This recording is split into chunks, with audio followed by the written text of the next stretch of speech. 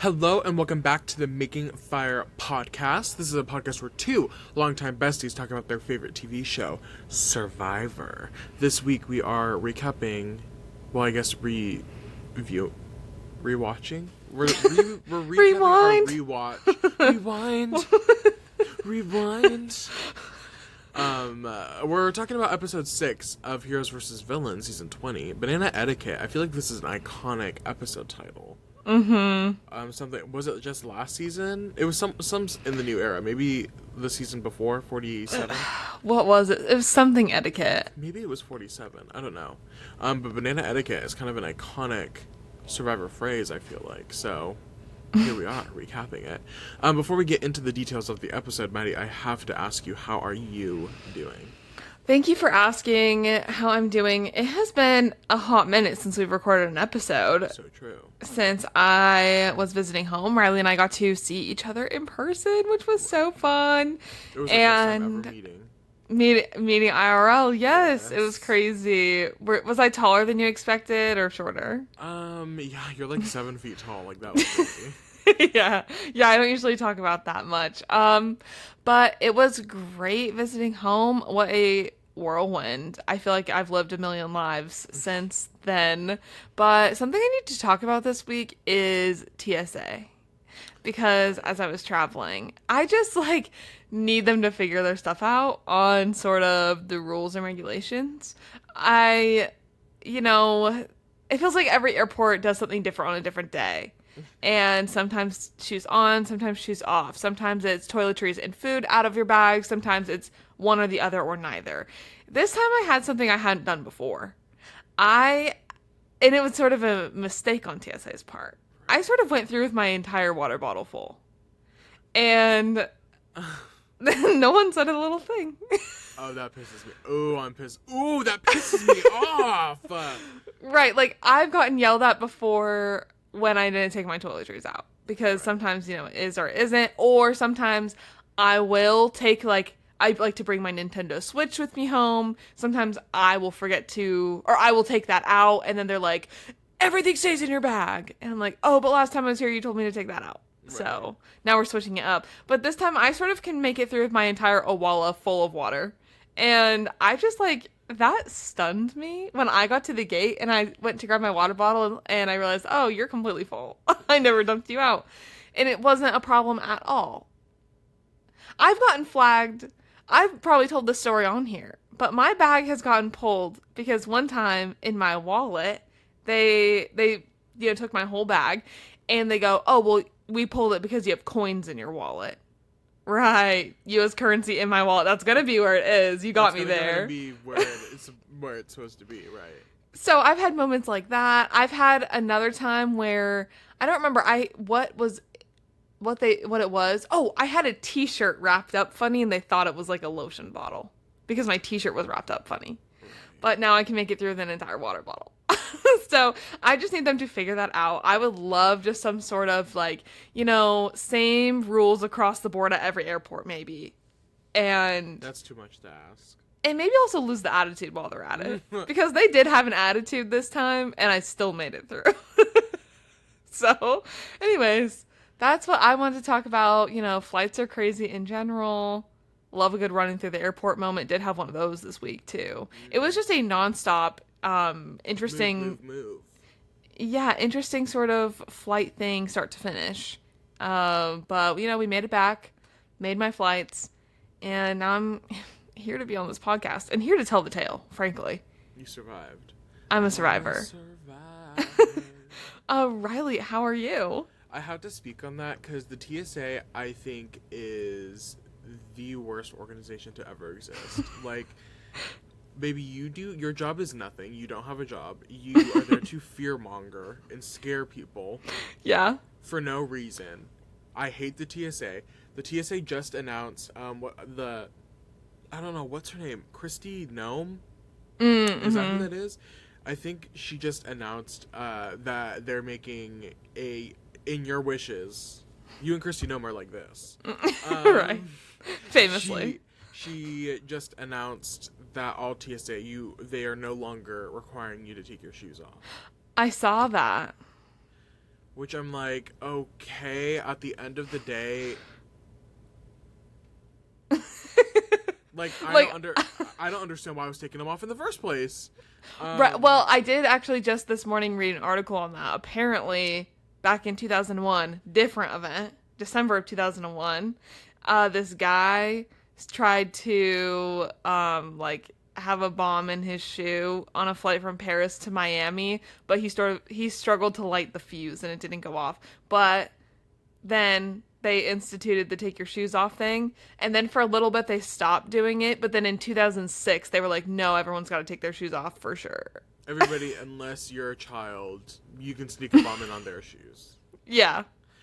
And this is all alleged. I would never sneak a bomb, and I would never talk bad about TSA. I kind of am scared. Like, every time I go through TSA, I'm like, oh, I want to text somebody and tell them how bad my experience is, but I'm like, I fear that they have cameras watching what I'm saying about TSA, and they're going to shoot me.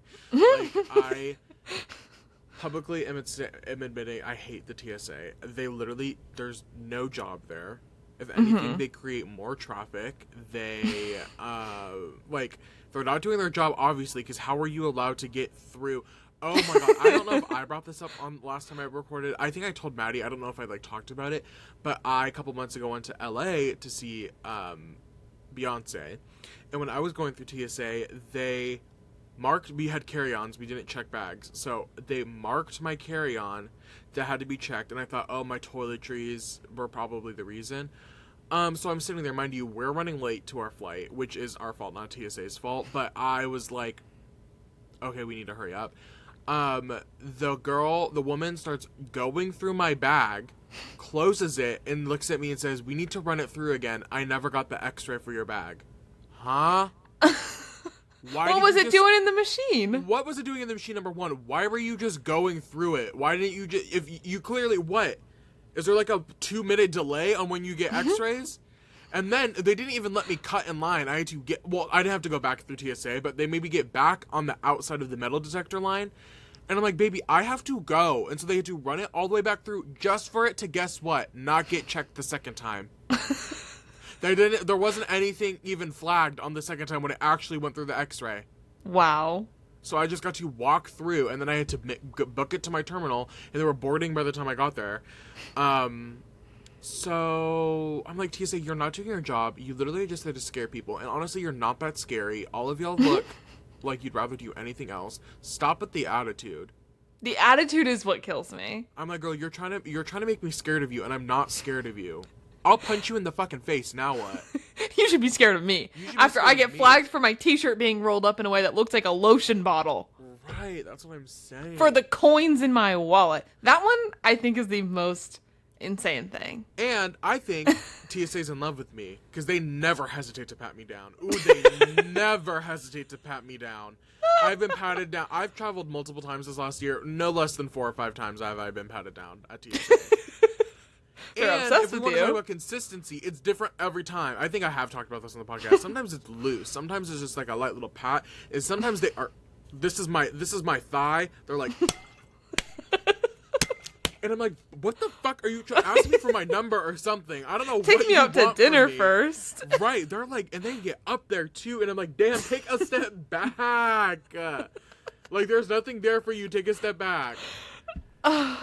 Why are you up on me like that? It's so annoying. Anyway, yeah, you're like, fuck the TSA. I was going to say I go through spurts of like 24-hour, 48-hour obsessions. Mm-hmm. And my obsession this weekend was Antique Roadshow. And I have to talk about Antique Roadshow and the brilliance of that TV show. It started because there's this woman on TikTok, and I don't want to promote her because it's all the videos I'm seeing are reposts. She doesn't have an official TikTok. So people are like taking clips from her YouTube and like making it seem like they're her, if that makes sense. Mm-hmm. I think her name is Dr. Lori. I don't know, but she she posts, or she does like a what do you call what do they do on Antique Roadshow? The appraisal. She appraises items, but it's like a little comedy thing. I don't think it's that funny. He kind of just seems like he has an attitude, but like they like it anyway. So she appraises things, and she talks. Do you think that's how people? Some people describe you. She's not that funny, but she has an attitude. Yeah, definitely. I don't know, she just talks through it and she explains all this thing, and I was just so interested about her talking about the history of all these items, and then she was able to just like pull up a number, and I was like, that's insane. And so then I was like, oh my god, you know who does this and does it for 58 minutes straight is Antique Roadshow. So then I started watching full episodes of Antique Roadshow on YouTube. Thank you, PBS. Protect PBS. I was watching it, and I'm like, this show is so genius. It's like not overstimulating. Love. Two people talking. People, they're nerding out about their special interests, and I'm like, oh my god, this is so good. So I was watching so much Antique Roadshow. It's just nice to just have on in the background. And then I got into the world of auctioning things. Sotheby's, I think it's called, the big auction house. People are so rich. I'm like, what do you do with that much money? Why did somebody spend like $44 million on a Claude Monet painting? I was like, $44 million. I don't even know what I would do with $44 million. I don't think... Yeah. They bought a painting at auction. Like, that's insane. Well, I mean, I guess it's not insane. I don't know. Like, I don't think I want to be responsible for one of his pieces. No. Like, what do? You get it insured? Has anybody ever here watched The Glass Onion? What is it? Knives Out. The Knives Out. They're making a third one. Did you see that? Good. I love those movies. Me too. The second one, spoiler alert, it's been out for years. They, the Mona Lisa is in it, and then the Mona Lisa like burns up. It's a whole thing. Anyway. It's a whole thing. You had to be there. You had to be there. But $44 million, I'm watching it, I'm like, even like last night I was watching it, and it was more like contemporary or like more modern art, and so they weren't selling for like some of them sold for over $1 million, but like some of them sold for like $600,000. I'm like, $600,000 is still like, that's like insane. I'm like, but the thing is I was like, oh, it's not 44 million. Like, this is change. This is the change at the bottom of Maddie's wallet if through TSA. Like, what would you do right now if you were just given $44 million? I told you when we were hanging out, I would reproduce the hit ABC reality TV show Who Done It from 2014. Yeah. Was it 2013? It was. 2014? I think it was 2013. Yeah. I introduced Maddie to Who Done It, the world of Who Done It. If you haven't watched it, it's all up on YouTube. Watch it. It's so funny. Just search up Who Done It reality TV show and take a seat. You are about to enjoy. You're about to put on a journey you've never been a part of. If I had $44 million, I would reboot that show, and then I'd just go back to college again for fun because I just love to learn. And then you just save the rest? Sure. What would you do if you had $44 million? I think I would buy like a vacation house somewhere. Pay off my house. Right. And then I think I would obviously, like, I'd pay off my debts and stuff like that. Yeah. But then I think I would just book a few fun trips for the next year. Like, and take people on them. Like, I'd book a tour with you. Right. Like, my family. All sorts of stuff like that. And then I think I would just, like, big chill. Right. Yeah. Well, on Survivor, they do not play for $44 million, but they do play for $1 million. So let's sort of get there and see how this season 20 of Survivor Heroes vs. Villains is playing out. We're getting rid of 2 people this episode. This was a really fun episode. It was fun. There was a lot happening.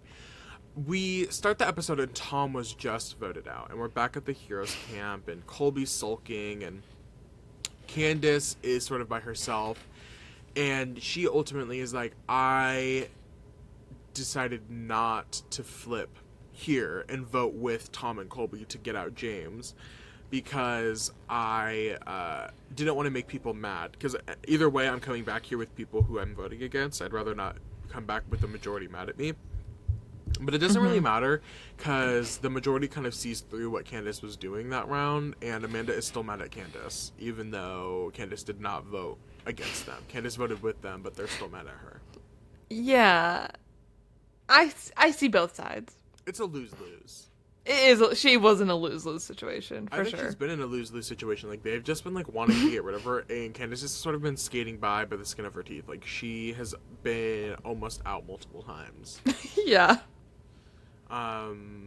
So, obviously, she ends up winning immunity this episode, which is so exciting for her. We'll get there, but it looks like writing on the walls. If they were to have to go back to Tribal, Candace was probably going to be out, even though Colby is still there. Mm-hmm. Which I don't really get why that would even be the case. I just don't think they trust. Like, they can see Colby as such a He's a non-threat. Right. Like, he's just not going to do anything. Where Candace is a little bit more wishy-washy with where she's at. I'm sure we'll talk about it throughout the episode, but, like, specifically watching this episode and the past few episodes of this season, I am just, like, my excitement level for Colby is dropping, like, more, substantially. I know. I think, like, after Australian Outback, after all... I mean, he goes home earlier on All-Stars, but, like, I'm like, this is the last... Like, we're gonna see you... We haven't seen you for 10 years, 15 years. Yeah. And you're gonna come out... I'm just like, I don't know if I'm ready for that. Like, yeah. What are you about to give me? What are you gonna add to the season? Right, and at time of filming, they finished filming Survivor 50 like a week ago, a little bit more than a week ago. Mm-hmm. They finished Trader season 5 a little bit over a week ago. And again, at time of filming, just because we're a reality TV podcast. Big Brother premieres tomorrow, which I'm so excited about.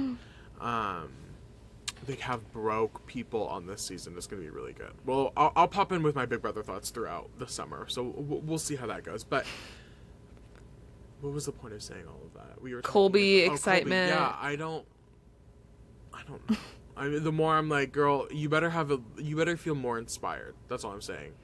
I would have rather had Jerry back than Colby. I would have rather had Tina back than Colby. Like, there's other people who relate to Colby's storyline on the show that I would have rather had back. I much rather would have had Jerry than Colby. So we'll see. Hopefully he proves me wrong. I can't wait to see how that turns out.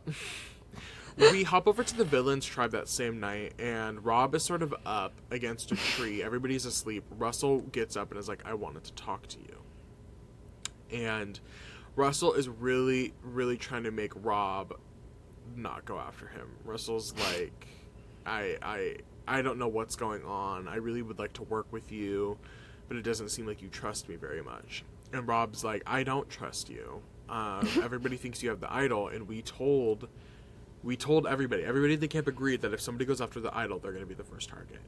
And Rob sort of is trying to make Russell feel a little bit more paranoid, so potentially if Russell has the idol, the next time they're at Tribal, Russell plays the idol for himself to get rid of the idol. Like, Rob does not want it in the game. He's never played with idols in the game before. He doesn't want to start playing. No, he doesn't. He does not.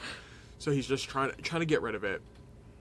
And Rob keeps reiterating. He's like, you need to look for the idol if you don't have it. Like, we are all sure you have it, and that target is on your back.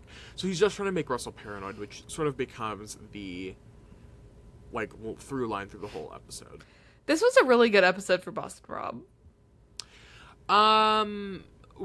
Yes, it was. I have opinions later in the episode about all of this, but it was a good episode for him. He really does stand out as like the leader of the villains tribe after this episode. Yeah.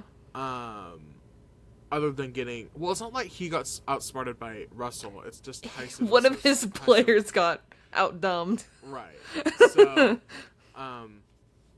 yeah, I'll share my opinions later, but I agree. Okay. Overall, it was a pretty good episode for him. The next morning, there's like a vague note at Tree Mail, and the heroes are unsure if it's going to be immunity challenge or reward challenge, and they're talking about James's ability to perform, and I thought it was so funny. It cuts over to him putting on a giant knee brace. Rupert or Colby is like narrating as like, yeah, we're not sure how James is gonna perform because like last episode it was just like a wrap around his knee, and now he has a full like soccer girl putting the brace over her leggings. Like, yes, it's giving letting everybody know that she was hurt. Girl, I haven't seen you play soccer in 2 years. I didn't even know. Like, how are you still injured? Right. We all know that girl.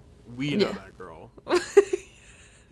Maddie was on the soccer team in high school, so girl, trust, she knows the girl. And it was not me. It wasn't her. Hey, Maddie got that time on the field. I did. Period.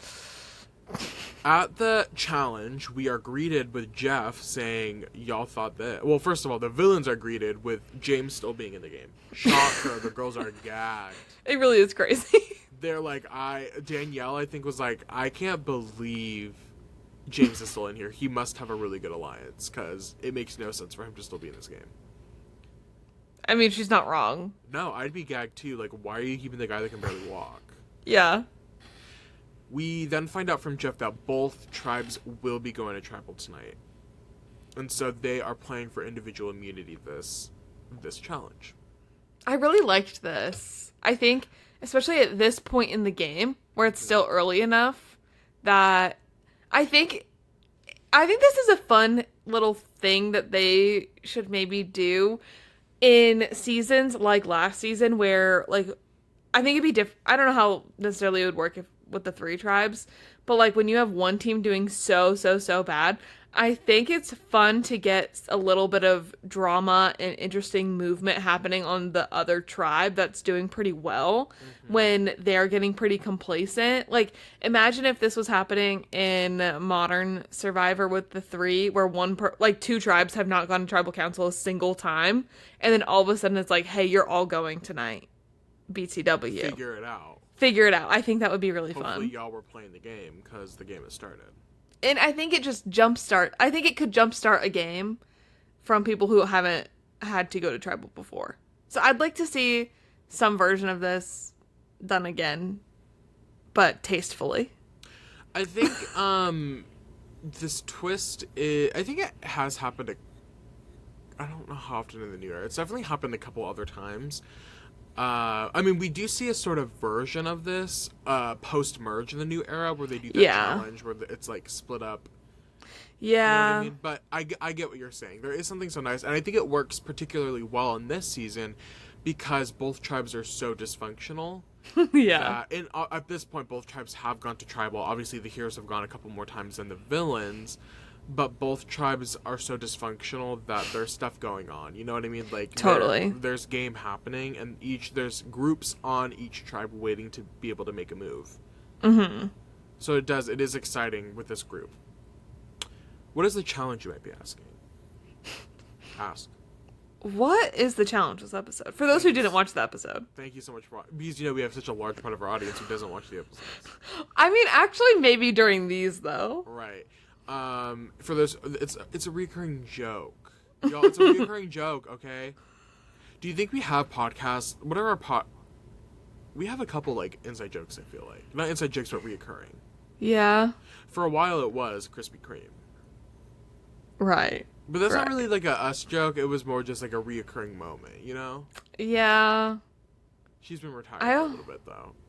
She's in my closet. What'd you call me? I feel like there is reoccurring. Well, maybe. Well, as they come up. If somebody wants to, if we have any fan accounts out there, or people making edits, if you guys want to let us know sort of what our reoccurring things are. I need Redhead Latina on that. Oh my god, I just slammed my face into my hydro flask. Ow, I just slammed my eyeball into my hydro flask. You made me laugh too hard. Oh my god. Imagine. Oh, you just made a miraculous recovery. It does hurt a little bit. That did sort of hurt my eye a little, but it'll be okay. Hopefully it doesn't get red. I don't even know what... Oh, okay. The challenge. Let's get into it. It's a pretty simple challenge on paper. I was kind of like... When Jeff was explaining it, he got to the end of it, and he was like, and then touch the pole and you'll be done. I said, that's it? Y'all be forget, like, challenges today have 8 parts. You have to undo this and tie this and build this and break down this and push Solve this puzzle. Girl, I told you, like, it sounds like an elementary school field day. When Jeff finished explaining this challenge, I literally went, oh. Got it, chef. All they're doing is throwing themselves over a fence a couple times. It looks exhausting. It does look exhausting. But I was like, oh. Cool. Basically, each person is connected to a rope, and the rope is sort of tied down like an obstacle. It's basically like a fence with 2 slots, and they have to get to the other side, which is throwing themselves over the obstacle, under, through, all these different things. And then the first person within their tribe to get to the end and hit the pole will win immunity for themselves. Then the 2 immunity winners will compete in a second part of the challenge, where the person who wins that will win the reward for their tribe, which is hot dogs. Oh me, oh my. Hot dogs and soft drinks. Oh, it's the perfect timing. Oh my god. Oh, the hot dogs make me. Oh, it makes me. What is it? I feel like the 4th of July. Oh. Makes me want a hot dog real bad. Oh, makes me want a hot dog real bad. I know. How did they know that this is what we'd be watching right after the 4th of July? I know. What a great timing, I feel like. When hot dogs and all the fixins. Mm-hmm. And guess what, Maddie? What? They get to eat the hot dogs. The winning person in their tribe gets to eat the hot dogs while watching the other people's tribal. GAG. Yeah. It's kind of an exciting twist. I love it. I think it's so fun. Dinner and a show, really. Right. And there's a lot on the line. There's a lot on the line tonight. So we jump in first. The heroes are going first. And Jeff is quick to make a comment about James's knee. And I have to appreciate Courtney. She doesn't get a lot of screen time this season, but I have to appreciate how much I just love her commentary on everything.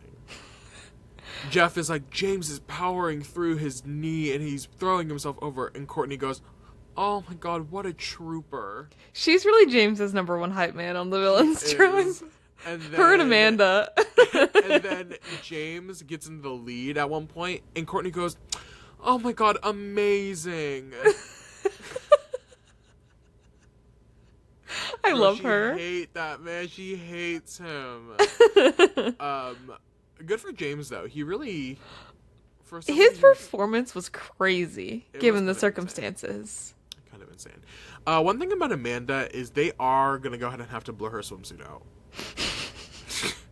One thing about Amanda is her swimsuit is getting blurred out.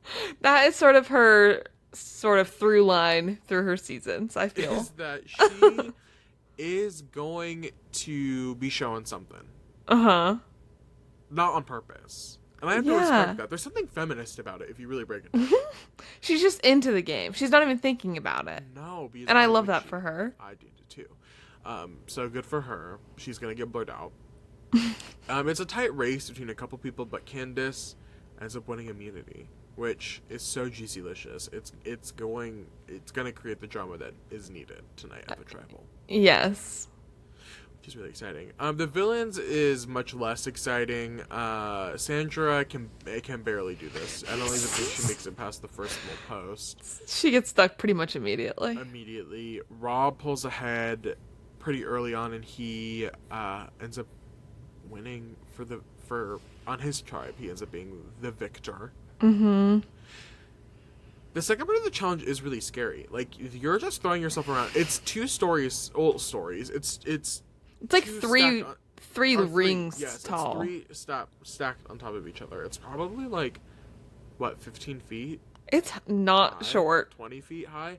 I was like, wow, they're really just throwing themselves midair. Like, the ones where they like fully had to loop themselves like around that high in the air, I was like, that's brave. Right, that is quite scary.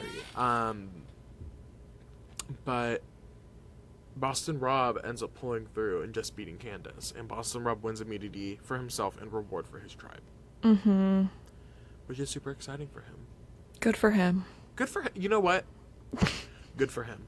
One thing Rob's going to do, he's going to carry his tribe on his back. Just like he carries his family on his back. His 4 daughters. He's literally carrying his family on his back. And Jeff loves to see a Boston Rob win. Loves to see a Boston Rob win. Jeff wished that he was invited on the hot dog reward. Jeff wants a hot dog real bad. Real bad. He wants a hot dog real bad. Oh my god. Let's jump back to the village tribe. We're post immunity win, and there's a lot of sort of stuff going on in the air right now. Parvati feels weird. She knows, she's like, I really needed that immunity tonight to be safe, because I know people don't like me. Things are not looking good for me over here. They're not looking good for her. So she's kind of sad that she didn't win and Rob won. Rob himself, the man of the hour, immediately pulls Tyson, Coach, Jerry, Courtney, and Sandra. And it says that them as a group, they all need to vote for Parv. But they need to make Russell think that they're voting him, so he plays his idol, and they also get Parv out. It's a good mix. Mm-hmm. We hear from Coach in this moment that he is in the middle. He is a man of his word, however, and he is going to do what he says, and he's going to commit to voting for Parvati tonight. Mm-hmm. So it seems like Parvati is going home. At this point, it's 6-3 split. A foolproof plan. A foolproof plan. Rob then goes up to Russell and says, hey, bud, if you don't have the idol, you need to find it, because you are going to go home tonight. Like, we are voting you out. Mm-hmm. And Rob says to Russell, it's better to play with me than against me. This fires Russell up. He is ready. He is pissed off. That little man is pissed off at this. And he tells us, the audience, he immediately knows that they're trying to flush the idol. Like, he's not stupid. He's like, I know what they're trying to do. They're trying to get me to play the idol, so then I waste it, and they're going to vote Parv out. Mm-hmm. So then he gathers Parv and Danielle, and he's like, this is the tea. This is what's happening. They're trying to vote you out. I know where they're going. I'm not stupid. And we're kind of left there for the moment at the villains tribe. Yeah, angry little bridge troll. Angry little and bridge his beautiful woman. That's very like Coachella 2016. Like, very... One thing about a beautiful woman is she's gonna have an ugly man sitting right beside her. Was that too much? Was that too much to say? So sorry about that. Let's hop over to the Heroes Tribe. Do you have anything else on this villain's pre-tribal moment? I just think it's just funny. We'll go back to them before tribal, but yeah, this is where we're sitting at right now. Yeah. No, I'm good for now. The Heroes Tribe. Another interesting, they've gone to more tribals, and it seems at this point the writing is on the wall for Colby. He sort of gathers everybody together, and he is sitting at the tribe, and he says, I needed to give an A+ performance tonight at the challenge, and it did not happen. The man that can barely use one of his legs performed better than me. And the fat man. Make sure to put the fat older man as well. That's sort of a big thing today as well. Yeah. I'm like, Colby didn't perform again. Are we shocked? And then his attitude after, just no fight in him. No. He basically gives up. He sits everybody down and he's like, hey, I know I'm at the bottom of the totem pole. I know I'm going home tonight. Let's not do any drama, specifically at tribal. They're going to watch our tribe. Let's not give them any information. Mm-hmm. And just vote me out. Girl. Let's have a beach day. Let's have a little fun. Let's have a little fun in the sun. That was Colby. Sulking in the water all day. Sulking in the water with James naked in the background washing himself. Colby, put up a fire or something. Like, I just hope this is not... I'm hoping there's been enough time removed from this season, and the mustard seed, has been planted in Colby. And he's so desperate to get back out on Survivor to play this game that he loves so much that he is one of the founding members of the game, right? Like, I hope that there's a piece that he's just like, I want to go out there and give my absolute everything to them. Because we're not really seeing that here. No, we're not. And you'd think for a big season like season 20, that's sort of what he would have given. Yeah. But maybe Survivor 50 is bigger and better than ever. You know what I mean? Like, This is just a low, right? but it is bad.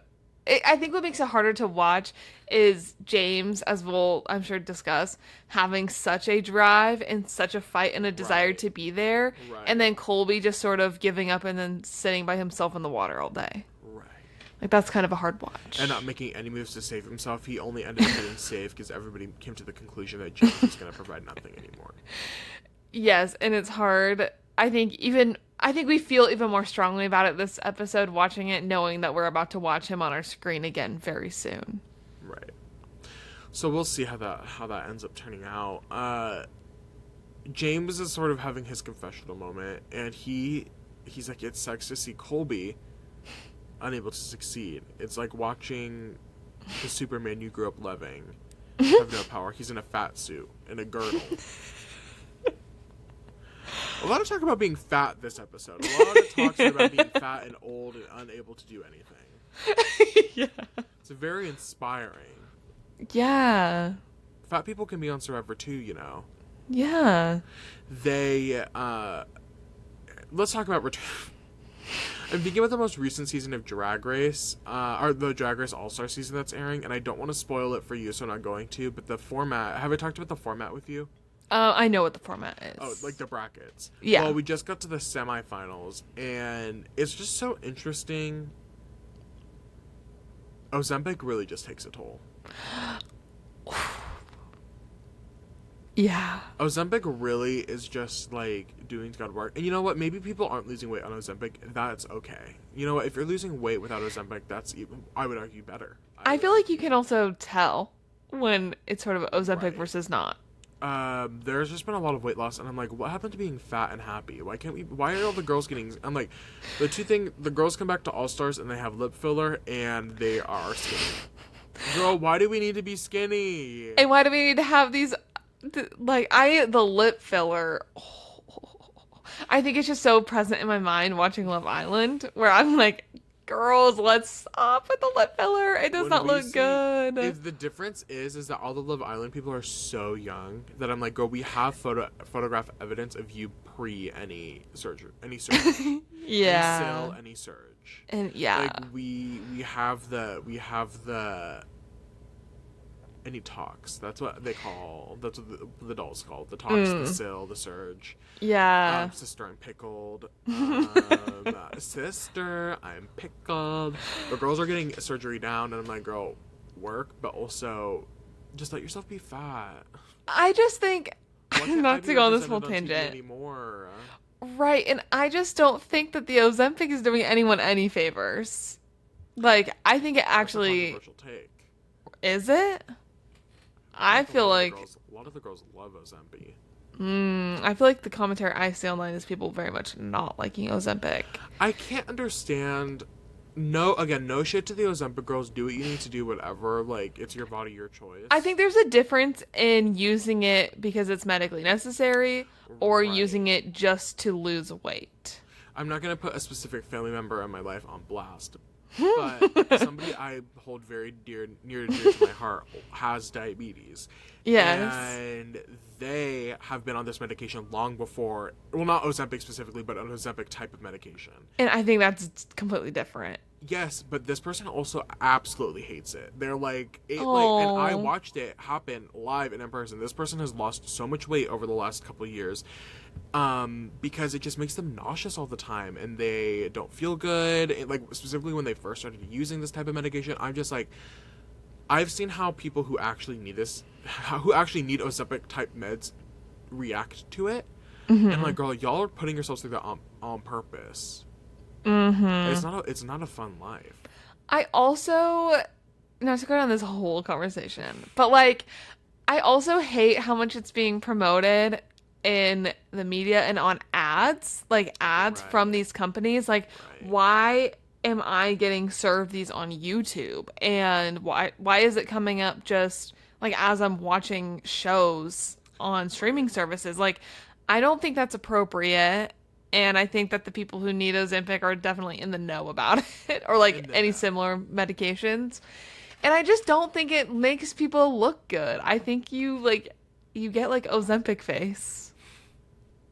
Like, it's not cute. I know. My big thing is I'm like, okay, Ozempic affects your body, but you're not doing the mental work needed if you're losing 100+ pounds, like, you need to also be doing, like, the mental work that goes along with that, because what's going to happen when you sort of,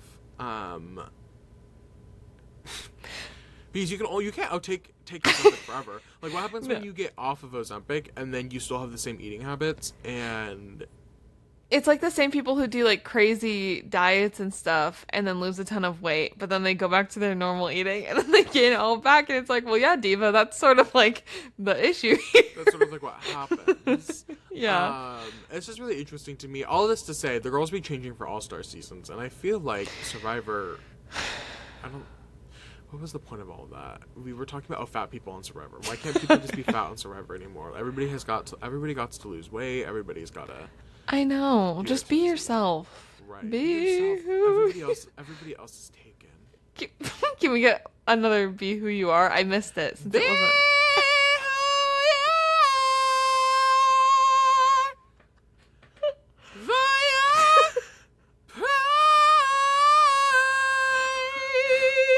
I think my favorite thing is watching your sort of audio hit the max. Spike every single time.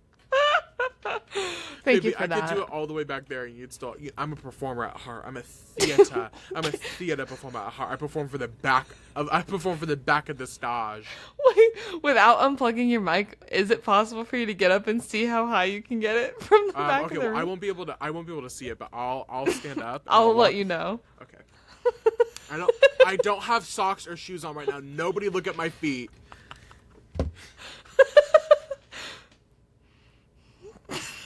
Should I go into my bathroom? As far as you want.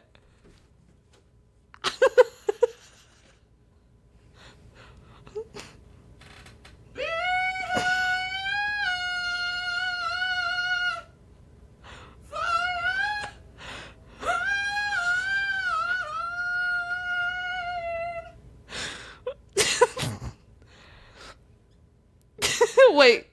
Yes, wait. Can you try from inside the room? Wait. Can you try from inside the room? You were high, but it didn't quite hit all the way. Oh, got it.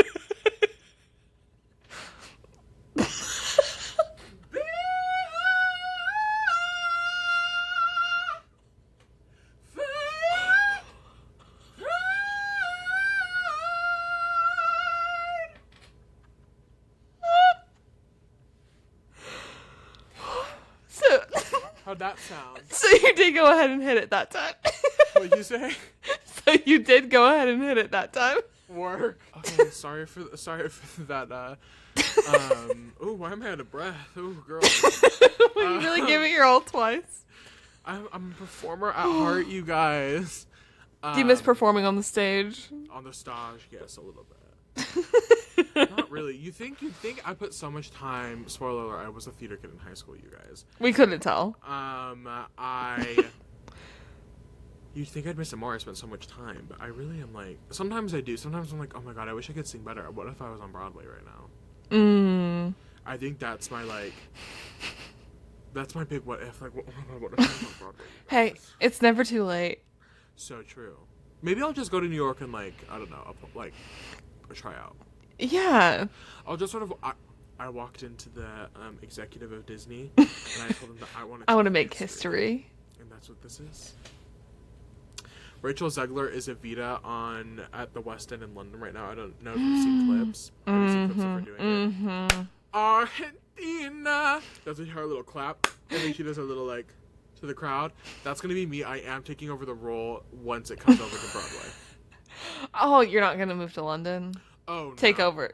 Rachel Zegler's gonna disappear in a mysterious accident. I would never manifest that for her. Because what you just said that really shows your true colors. Yes, but I just want the world for you. Y'all, this is a Rachel Zegler Defender podcast. I also like her. Any Rachel Zegler slander. Y'all don't get her like I get her. That's all I'm saying. Yeah. Let's get back to Survivor, everybody. So, Colby's giving this speech. James is sad that there's fat people in the game, and he said that Colby's fat and old. And lost his muscle. He's lost his muscle. He's lost the heart for the game. Rupert, Amanda, and JT are talking, and they're talking about how they can't believe they all beat Colby today. Like, that's kind of wild. Yeah. I feel like there has to be some sort of mental thing with Colby. Like, it cannot all be physical. He looks like he's in good shape.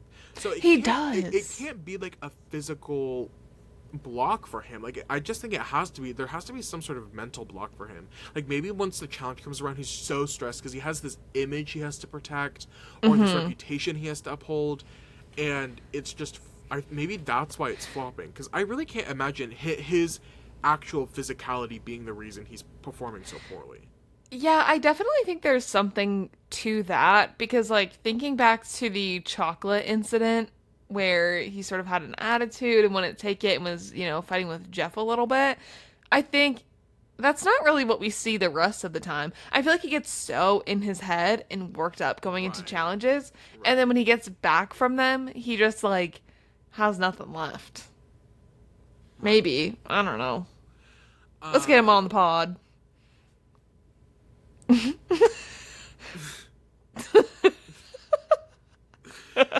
Maybe. Maybe if he's on Cameo, we can ask him. So why did you do, like, so bad? Heroes versus villains. But were you going through something? Speak on that. Yeah, you know what? Speak up. Talk, Valentina. He, so Rupert, Amanda, and JT come to the conclusion they're like, we can't. Wow, I bet it didn't sound like I said any single words. Rupert, Amanda, and JT talk. Are you feeling lightheaded after the performances? Feeling a little dizzy. That they can't believe they all beat Colby. But then they sort of sidestep and they're like, well, James isn't really contributing around camp anymore. And he's not going to be able to for a little bit with this giant ass knee brace he's wearing. Yeah. They're like, he basically was sort of our camp guy. Like, he would go out and get firewood, he would do X, Y, and Z, and he can't do that anymore. And he's eating all the fucking all of our bananas. All of the bananas. Yeah. So they come to the conclusion, they're like, okay, maybe it is time. Maybe the jig is up. They need to get rid of James. Yeah. So they come to the conclusion. Of course, Amanda loves James. That's her brother. And she was like, I can't not have him here. I need him to fight for himself. So she goes up to James and is like, this is what you need to do. And I love, because James is always like babe and hun and things like that. Amanda at one point was like, babe, you need to listen to me. You listen to me. Babe, listen to me. I'm telling you, you need to run. You need to go run a race. And you need to stop eating bananas. What's the phrase that I'm telling you right now? That I don't know. No, I don't remember. Oh, but I did look it up, and how could we forget coconut etiquette from Queen Camilla? Coconut etiquette, yes. Mm-hmm. Who was eating coconuts? Mary. Get Camilla on the pod. I'd love to see actually James and Mary on a tribe. On a tribe together. A lot of personalities. Mary likes teaming up with a strong man. Yeah. Who's always got something to say. Who always has something to say. That would be really interesting. What was I even saying? I forgot. Oh, the banana etiquette. Don't eat the bananas. Amanda says stop doing it. And if you're gonna eat them, you have to offer them to people. Right. And James was like, that doesn't make any sense, but whatever. I also, when Amanda was like, you need to race somebody, James was like, are you serious? And she was like, dead ass. Dead ass. I need you to go over there and race somebody right now. Right now. The only way you don't get voted out tonight. Your life depends on it. Right. And so James is like, JT, let me race you. Or at first I think he was like talking to Rupert, and he's like, Rupert, let me race you. And Rupert's like, you're gonna beat me. Don't even try. And then JT was like, I'll race you. And James was like, what? Is anyone else actually interested? James Or like, just Candace? him? He was like, Colby. Colby, have him race Amanda and just have her go really slow or something. Now that would have been something. She was like, okay, I'll race JT, and he loses. Badly. Not only does he lose, but he's limping at the end of it. And JT sort of running backwards to tease James. And James so he loses, and he like hobbles a little bit, and JT like grabs to support him, and James is like, but it didn't even hurt though. Like, it doesn't even hurt though. One thing James is going to do is say that this knee injury that's preventing him from sort of even doing the bare minimum exercise is not hurting him. He's like, it doesn't hurt. It's just like won't work. Girl, me when I'm a liar and not a very good one at that, what the hell are you talking about? Oh, it doesn't hurt. It just like isn't working. Yeah. Well, if 1 + 1 is 2, and 2 + 2 is 4. What the fuck is this? It's not adding up. I'm not a mathematician. I did not go to school for math, but it doesn't make sense to me. Mm-hmm. Maybe you have a knee brace going up your whole leg to support your leg. Yeah. It's not adding up. No. And also he can't be feeling any better after he gave his all in the challenge. And then ran and tried to run his hardest, right? JT has a confessional, and he's like, you know, James is the type of man to never tell somebody he needs help or that he's hurting until he's on a stretcher. And I think that's a perfect sort of Yeah. descriptor of that. Yeah. I think that's it makes sense. Mm-hmm. My favorite, as they cut away from this scene, they walk off camera, and James goes, hey, JT, you want a banana? You can hear him. He's writing, like, you know, the face that I imagine he said it, you know, the colon D smiley face? Yeah. That was the tone that James asked JT if he wanted. He was like, do you want a banana, JT? Hey, you want a banana? I love that sassy man. No, that man is sassy. He said, you know what? I'll do what you need to do. And then we go to commercial, we cut back, and we're back with the villains tribe. Mm-hmm. It seemed like everything sort of was working out. They were going to put all their votes on Russell. Or all their votes on Parvati. It was going to work out. Well, then Rob comes storming into the shelter, and he says, wait, I just realized something. We need to do a 3-3 vote split. Mm-hmm. 3 of us need to be on Parvati, 3 of us need to be on Russell. So if Russell plays the idol on him or Parvati, it's for sure one of them going home. And that is so smart. It is. Right. And Rob says, I'm assuming that they're going to vote for Tyson. And Rob is like, Tyson is my ally. I want to protect him. So this is the best way to go about it. It really is smart. It is smart. And it's the right move in this situation. As long as everyone listens. Right. And I think for Rob to have come up with that as somebody who has never played with idols before, like he's never really had to split a vote like this. Mm-hmm. With the hopes that an idol is gonna be played. You know what I mean? Like, yeah. He's never had to work around this before, so I think it was a good pivot, you know? Mm-hmm. If on paper everybody does what they're supposed to do. Tyson says himself. Specifically the person who's most at stake here. Right. Tyson says Rob, Sandra, and Tyson are voting Russell. And Courtney, Jerry, and Coach are voting Parvati.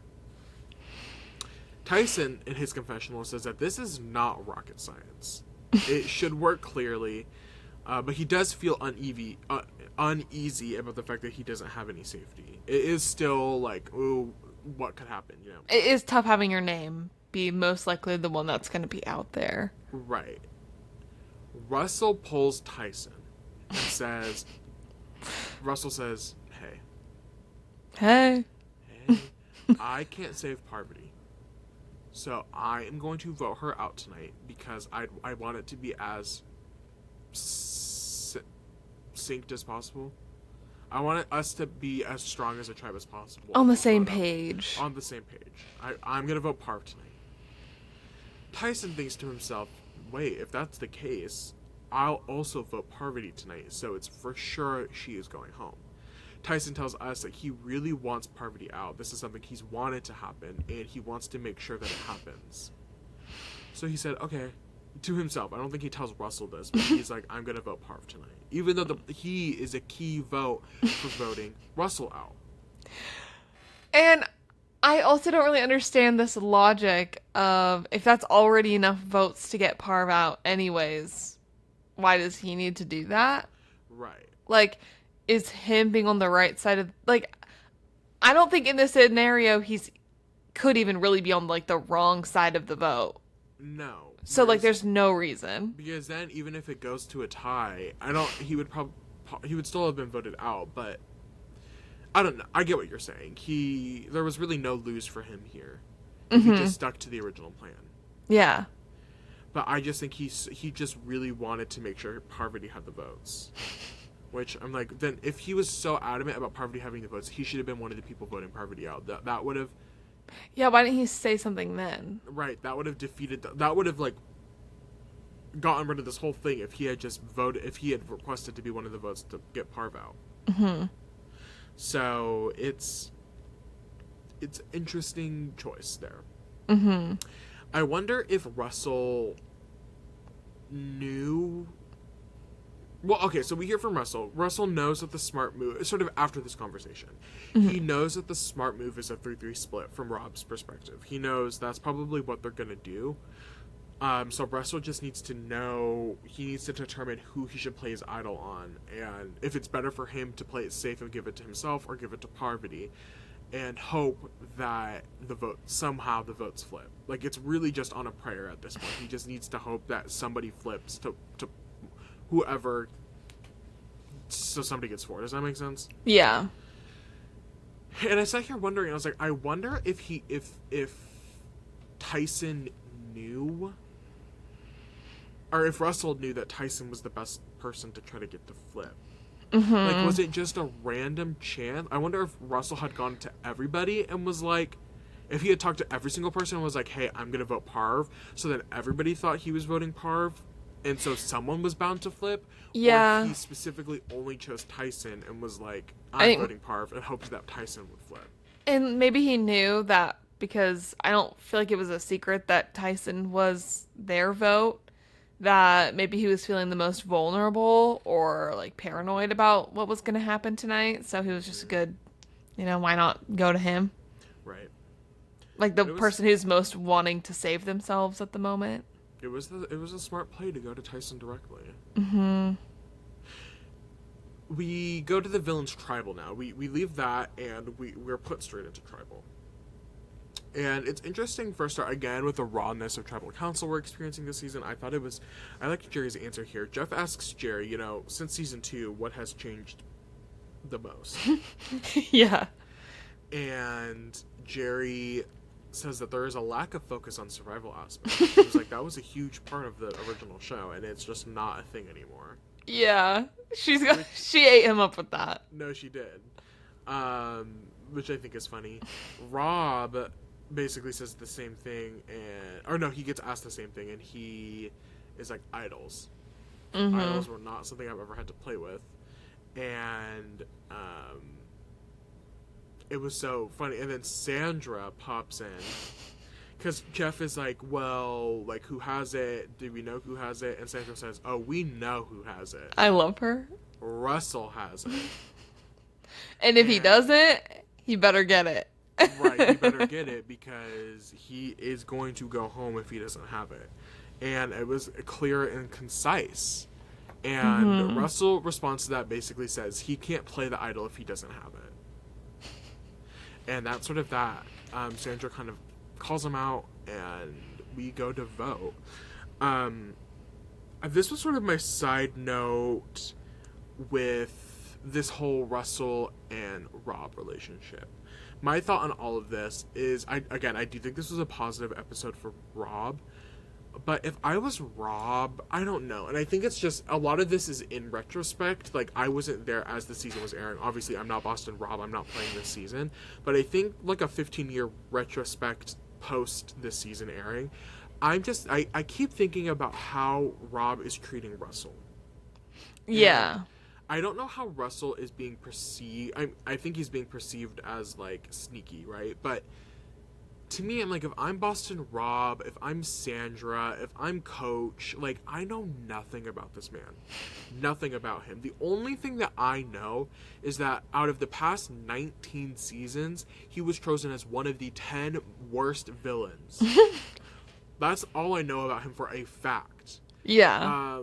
So I'm like, to me, I would be wanting to be a little bit more safe. I would just assume that Russell is very smart. Yeah, the way they sort of, like, dismiss him is crazy. Like, it's so risky, and obviously we see this season, spoiler alert, over the next couple episodes, that Russell ends up beating Boston Rob. Like, he ends up winning out against this little war between the two of them. Russell ends up obviously coming out on top because he makes it to the end of the season. Mm-hmm. But it's concern. I'm like, I don't know why you don't just play it safe and just assume, rather that Russell knows nothing, which Rob is doing right now. Rob is assuming that Russell has no idea how to play with the big leaguers, the big dogs. He even says that at some point.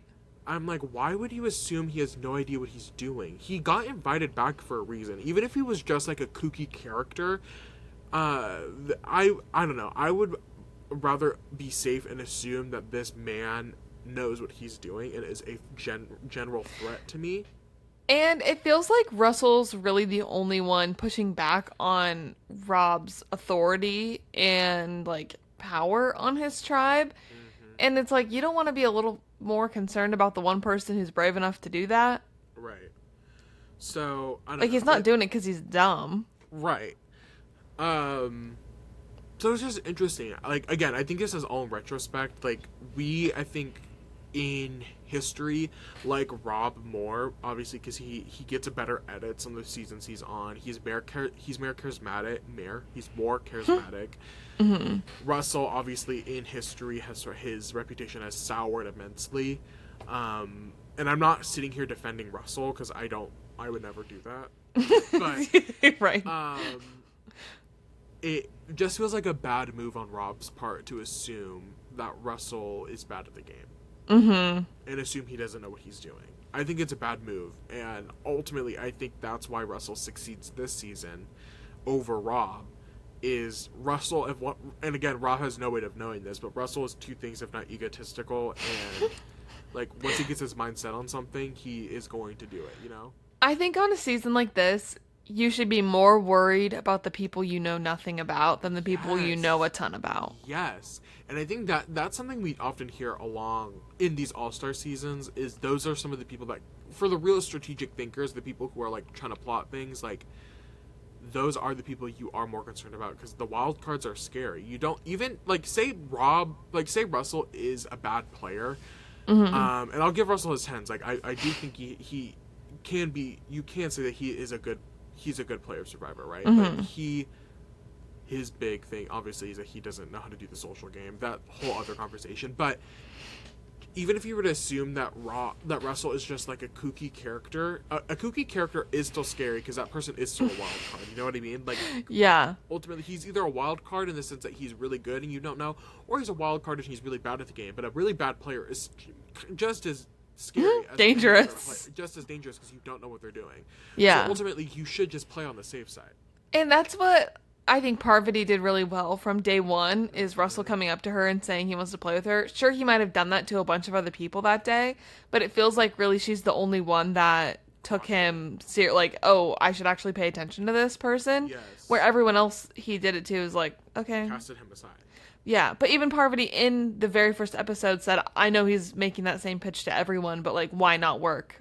Right. Try and like work more with him than against him. If he's willing to think he's using me as a pawn, yeah, then let him think he's using me, and I will get to the end. I mean, which is smart because there was really no other way for her to get to the end this season. Nobody else wanted to work with her.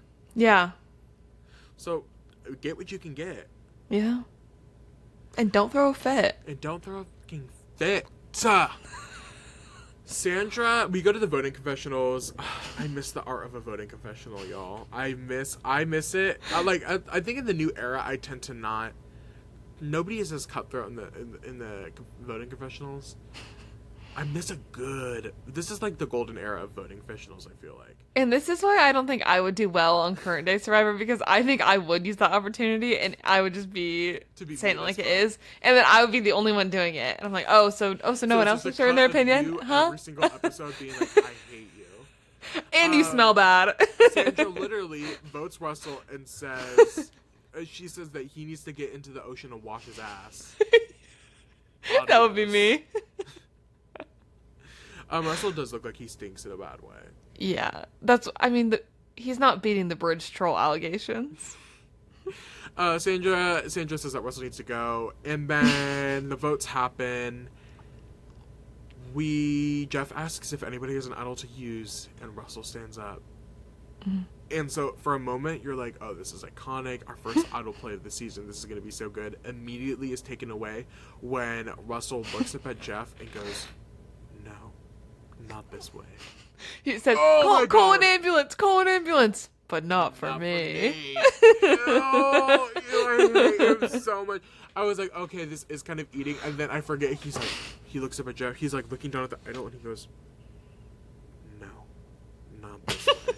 And turns back around towards them, and then he does like a little speech to Coach, and he's like, you always preach your word, and that's something that I have to do tonight. So I'm giving this to Parvati. Yeah, but he ate him up with that. And I hate to say it. I'm just like, oh my god. And immediately, so Russell gives the idol to Parv, and Tyson is shitting himself. He's sitting there and he looks. He's like, oh my god. He knew what was about to happen. Tyson basically votes himself out of the game. That's what happens when you make a deal with the devil. Right. Tyson votes himself out of the game. It's a 4-3-2 vote, with 4 of the votes on Parvati being canceled, 3 being Danielle, Russell, and Parvati voted for Tyson, and then the 2 votes on Russell were Sandra and Rob. That dumb boy, he gets voted out. It's so interesting to see. Tyson was such a and really, I mean, Token Jeans, I think he was just like the foil to Coach in Token Jeans. Mm-hmm. Right? He was there to really he was the assistant coach. He was really his side by side. This season, Tyson is just such a non-variable. Like, really nothing happens other than he wears his little Speedos and then he votes himself out of the game. Which is sad. I have to say I'm a Tyson fan. Well, it's so interesting because then he ends up coming back for a third time and wins on his third time out. I love that he's season. Still the only person to win on the third time they've played. I know that's a weird statistic. Yeah, but I guess Tony technically, well, he won his first time, so Tony also won on the third time he played, but but to not have won the first 2. Right. Tyson won on his third time. He comes back and plays a pretty solid game on Blood versus Water, which is so weird because Coach isn't on that season, and like it's like, who's Tyson without Coach? And then Tyson's girlfriend, now wife at the time, wife now, like she gets voted out pretty early, so Tyson is sort of just by himself, a free agent of pairs, and he's able to get to the end and win. Obviously, this is not a Blood versus Water retrospective, but it's so interesting thinking about this game that he played here, how he literally voted himself out. One of the worst moves in Survivor history, I'd argue. And plus his like character arc on his first season, that he ends up coming back and plays a pretty solid game and is now sort of a beloved member of the Survivor community. He's funny in every confessional. Right. So he says it like it is, and I love it. One of my favorite Tyson moments from Blood versus Water is the Russell versus Ruffle. I don't want to rustle any feathers. And then Hayden says that, and Tyson goes, it's Ruffle. And Hayden's like, what? Like, Hayden's in the middle of ranting at tribal council. Like, it's not Russell, it's Ruffle. It's Ruffle. And then Hayden goes, no, like you rustle leaves. Tyson's like, whatever. No. I'm telling you it's Ruffle. But Tyson's gone. I was confused. I thought this was the episode that Boston Rob went home, and then when he won immunity, I was like, who the hell goes home this episode? And then I went, oh my god, this was Tyson's episode. As soon as Tyson started getting a couple confessionals, I was like, oh yeah, here we are. When Tyson said, this is not rocket science, I said, this is it. I know what's about to happen. Yeah. The Heroes Tribal is pretty simple, straightforward. The villains get to eat their hot dogs, and in the rain. In the rain, so silly. They start eating, and they're prepping it, and they're eating, and then Jeff starts asking questions. Rupert gets the first question. Rupert's not even paying attention to Jeff. He wants a hot dog real bad. Real bad. He's watching them eat, and Jeff is like, you're so hungry, you're not even looking at me answering this question, you're just watching them. He goes, ooh, I would have had a couple of those dogs down already. Hey, I can't blame him. I can't blame him. Those were Costco hot dogs. Ooh, game over. Yeah. Are you a Costco hot dog fan? I'm not. They are beef hot dogs. Oh. But I do I love a good turkey dog. I love a chicken dog. I do like a hot dog. Mm-hmm. Like a chicken corn dog, I'll do. Mm. We had, of course, on July 5th, we had hot dogs for dinner. What did we eat for dinner? I can't remember. The 4th, we had the honey garlic chicken from Costco. The what? The honey garlic chicken. It's in their like deli, or not their deli. It's just in their like refrigerated section. Yeah. Like the pad thai. Have you and I talked about the pad thai before? No. Oh, don't ever. PSA, don't ever get the pad thai from Costco in the refrigerated section. I'm telling you, I've never had the worst. I am rarely, as a fat person, I'll eat things and I'll be like, okay. I rarely am ever disappointed. Why did I eat that? I ate that and I said, I can't believe I just wasted my dinner meal on this tonight. I literally was eating it and I said, this is pissing me off, the fact that I'm eating this terrible pad thai. Some of them are good, some of them are not. Some of them are good. I really like I'm thinking of Trader Joe's, but don't ever get the pad thai from Costco. And if you like it, I'm sorry, you need to get locked up. An alternative I'd recommend, I'm pretty sure it's their like vegetable yakisoba packs. It comes in like a big maybe 4-pack thing. So good. The sauce on those, phenomenal. We got like a pork, a carnitas, but it wasn't pulled, it was ground. It was like a pork verde thing, and we did it for my siblings' grad party. It was really good. Some of them are good, some of them are very hits, and some of them are very misses. And sometimes the samples will sort of lead you astray. I've had it happen before where I got to try a sample of like a breakfast burrito thing. Oh, it was phenomenal in the store. I take it home, for some reason, not as good. Did not purchase again. It's the lights in the Costco. Yeah. Rupert wants to get a couple of dogs down his throat and a couple glizzies. It's a pretty simple tribal. I think this is a crazy reward to have. I think it's underrated, the amount of power that you get, because you could, like, the heroes could have gone into this being like, we're gonna keep this as mute as possible. We don't want the villains to see anything. And Jeff said, ITGAF. I'm gonna spill all of the beans. I'm gonna spill all of the past dynamics, not the credit. I'm gonna talk about past tribals. I'm gonna talk about this tribal. I'm gonna talk about who's on the bottom. I'm gonna talk about who's on the top. Like, you all get to know everything about this tribe. That's kind of crazy. It was so good. I was like, wow, they're getting a lot of information right now. It was pretty back and forth between James and Colby, but it ends up being a clean vote on James tonight. It's a 5-1 vote. Only James votes for Colby. James is gone. I'm sad. He's limping down the stairs and he almost slips. And I, in that moment, was like, they made the right choice. And hey, he's going to be drunk in about 5 minutes, is what he says. Right. And that's that. That's the episode. James and Tyson are no longer. I'm so sad that James got hurt. I do like James. He was a really good antagonist on the Heroes Tribe. Like, he was a good pushback to everything else going on, I feel like. This is the last time we see James. Oh. it was just weird because he just really was like of this era. Like he was one of the faces of this late teens of Survivor into the early 20s. Like that's James from Survivor China, Micronesia, Heroes vs. Villains. This is the last we ever see of James ever again. Get him on Survivor 51. Right, that's what I'm saying. I would really love for them to do some sort of like for Philippines when they did that coaches twist, but they invited back people who were medically evacuated. Mm-hmm. I think that is a brilliant twist, like coaching twist. I would love to see that happen again. Yeah. James back. I can't think of other people at the top of my head, but bring back the quitters. I need Hannah back. Oh my god, I need Nyanka back. Like I need water. Bring Nyanka from Nicaragua back. Uh-huh. Love her.